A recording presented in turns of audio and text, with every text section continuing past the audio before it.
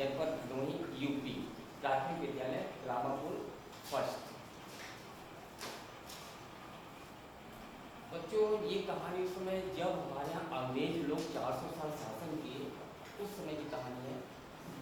और अंग्रेज लोग क्या करते थे कि जो यहाँ पे हमारे यहाँ राज करते थे हिंदुस्तानी बहुत परेशान करते थे, लेकिन कुछ हिंदुस्तानी अपना देश आज़ाद कराने के लिए कुछ भी करने के लिए तैयार थे। यहाँ तक कि अंग्रेजों को जैसे भगत सिंह ने, शहीद भगत सिंह ने, तमाम ऐसे ऐसे वो थे कि अपना या तो मारो या मरो, हमें अपना देश नहीं छोड़ना। तो जो ज़्यादा करता था उसको काले पानी की सजा दी जाती थी। काले पानी की सजा आप लोगों ने शायद नहीं सुना, हम लोग जब पढ़ते थे जानते थे। काले पानी की सजा होती थी, जो बहुत ज़्यादा गलत करता था उसको अपने देश से निकाल के दूसरी जगह जहाँ समुद्र के किनारे एक टापू होता था, चाहे हेलीकॉप्टर से और चाहे जहाज, पानी के जहाज से और चाहे एरोप्लेन से, वहाँ पे उसको छोड़ दिया जाता था। वहीं उसकी ज़िंदगी खत्म हो जाती थी, वहीं पे उसकी ज़िंदगी खत्म हो जाती थी। तो एक ऐसे महाराष्ट्र में, अपने हिंदुस्तान महाराष्ट्र में सतारा जिले में एक रामचंद्र आदमी था। उसने जब देखा कि हमारी सारी जमीनें अंग्रेज लोग ले लिए, तो उसने एक अंग्रेज को मार डाला, एक अंग्रेज को उठा के मार डाला। अब उसको सजा हो गई। सजा क्या हुई? काले पानी की सजा। भाई अब वहां से नहीं आ सकता है, लेकिन अंग्रेजों के भी दिल था, वो कहते थे कोई भी काले पानी की सजा जाएगा तो उससे एक चीज ले जा सकता है, अपनी दिल की, भाई वहां से वापिस नहीं आएगा, भगवान भी चला जाएगा, मर जाएगा। तो जब वो जाने लगा तो उसने कहा, अंग्रेजों ने कहा, तुम या तो अपनी माँ को ले जा सकते हो, बच्चे की माँ को ले जा सकते हो, अपनी पत्नी को ले जा सकते हो, या बच्चे को ले जा सकते हो। अब उसके दिमाग में आया कि तो पत्नी को लेगा तब भी गड़बड़ है, बच्चे को ले जाएगा तब भी। उसके दिमाग में मेरे पिताजी है, माँ है और मेरी पत्नी है, ये माँ सब देख लेगी। वो अपने बच्चे को ले गया, जिस बच्चे को ले गया वो 3 में पढ़ता था। वो किस क्लास में था? 3 में। अब वो बच्चे को ले गया।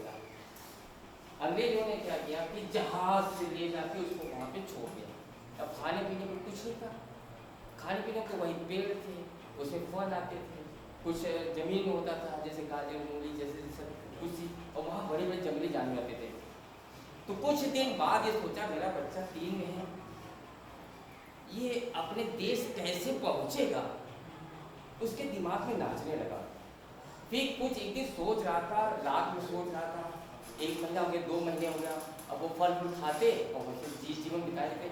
एक दिन क्या हुआ, चिड़िया उड़ रही थी, उसके दिमाग में आया मैं बड़े बच्चे को चिड़िया क्यों न बना दूं। उसने क्या किया, शुरू कर दिया उसने अपने दिमाग को कि मेरा बच्चा अपने देश पहुंच जाएगा, माँ के पास पहुंच जाएगा, तो वो सही हुआ, बच्चा हल्का उड़ सकता है। उसने क्या किया, बड़े बड़े बांस को काटा, उसके पंख बनाया।